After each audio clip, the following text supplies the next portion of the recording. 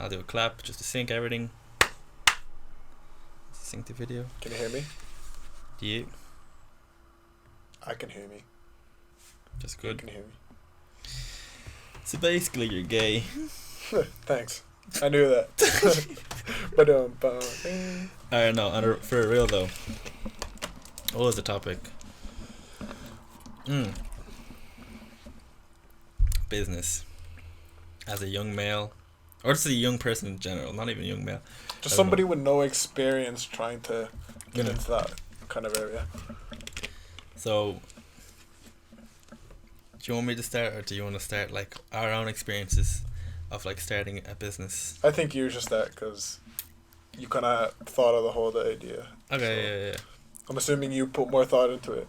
Alright, I didn't even give it like an advanced thought. Like for this video, like this podcast right now is completely spontaneous. Yeah. Like, as you probably know. I was at home when you sent me that message. I was like, okay, what am I gonna say? What am I gonna say? It's good. But you know. Yeah. So I'm Anyways, just gonna go with the flow. let me just lower the brightness in this one. Okay. So, my experience as starting a business, like I don't know if other people have felt this, but I've always wanted to have my own business. That mainly stems from, like, my dad has his own business, and I worked in a garage, and I always did things on my own. So now, like, that has really messed me up in terms of like employment, because You don't like listening to other people? I hate taking orders. I hate listening to people. I hate being told what to do, and like, sure, I can like have a job, but it's just after a while, like, it really bugs me. So, to me, almost, it's like I have to start a business, and that's why, like, I need to get this. Yeah. Oh, you bring it back like Look at this fucking shit. time capsule right there. This was like when I was like 15. Yeah. Cusack, well, my name is Sean Cusack, so I have a card saying Cusack Corporation. You can see it's like a grass tutting thing. In one summer, I made like €1,000, like good few €100 from cutting grass. See, I remember like if I'd come back from jiu-jitsu, like cycling, whatever, I just see you pushing your lawnmower on the road, like it's like 5 p.m. Yeah, like I used to like get up 9 a.m. on a like summer where everyone's having fun doing stupid shit, and I'm getting calls from I went to like over 100 houses, pop mailbox, and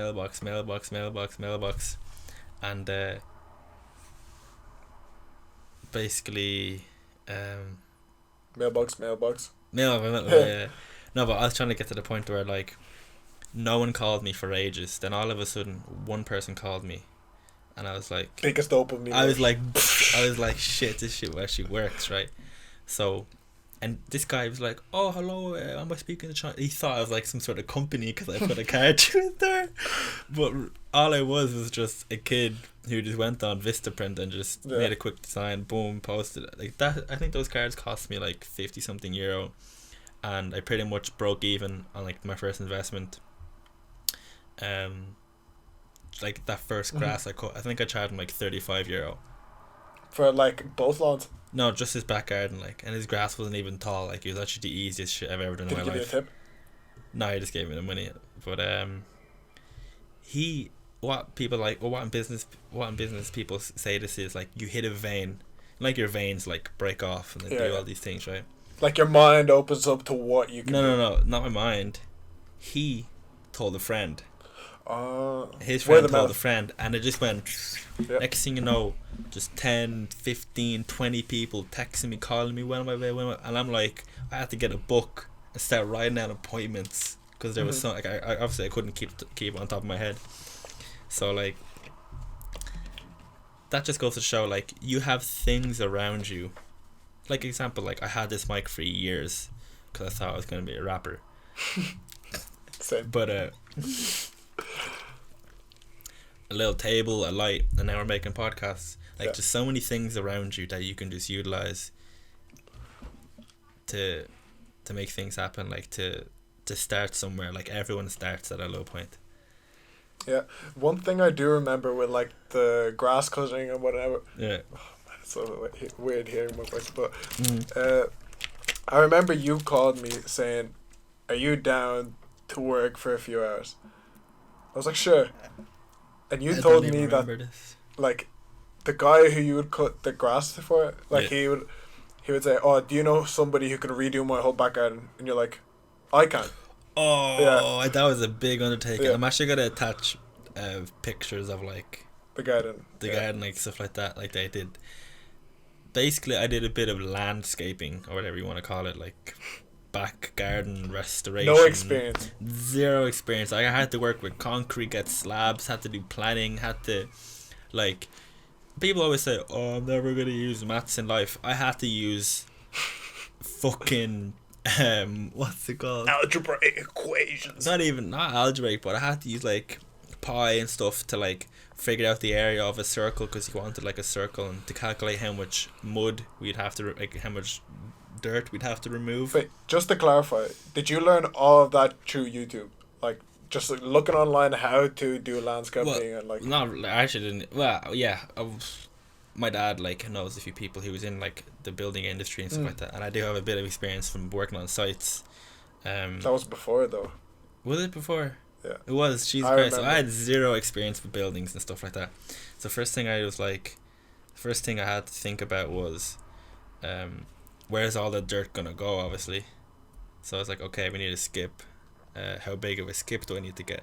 So that's when I was like, calculating the area of the circle that we were gonna put in. So I worked out how much area of mud, and skips go by weight, and then like the weight of basically I got it wrong. I got too small of a skip, and 2 green bins. yeah, Oh. we ended up. I ended up getting the wrong size skip by like at least a ton, so the thing was just like overfilling. But I think that was such a good lesson because when you're given opportunities, you either have two options. You can either send off to someone or you can jump on, and I jumped on it. And it was a humbling process. Like that, Yeah. that shit took like, I think a week and a half of just 10 hours a day. Boom, boom, boom, boom, boom, boom. Oh, fucking hell. It wasn't worth it at the end, but I enjoyed it. That's good. That's good. Do you want me to talk about my experience, like the whole trying to start a business? Yeah. I'm interested. So, I mean, you know the way you growing up, like, you've always wanted to do something on your own. Mm. For me, it was more like I've been pushed to do that, but like other things and external things just like kind of forced me to not forced me, but like I had this thing in my brain where I was like, I kept thinking of like failing, so I never tried to do it. So like I would think of, oh, like what if I did this or what if I did that, and I was like, oh, but I remember that one time where my dad said, oh, that's not good enough. So I was like, what's the point of even trying? Right. So for me, I also hate listening to like my manager or whatever, but I'm really trying to get out of that type of mindset and try to be more like, oh, I can do it on my own. And I lost my train of thought. I Manager. want to get out of that like worker mindset. I want to be more like taking the initiative, being my own leader. So I guess my first like proper venture of like doing my own thing was the music promotion, Bob Underground. If you want to put pictures of whatever I'm doing, but Yeah, I'll add in a few pictures Yeah, of I'll what send he's you a few. doing for people. but I got into it because so me, Sean, and Max were always like, oh, let's be rappers, freestyle and whatever. Yeah. And I'd always write these bars, and I'd be like, oh, they're so bad. What if somebody listened to it and I become a meme or whatever? So I was like, God. I'm never gonna show anyone this. This is kind of just sitting somewhere on my computer.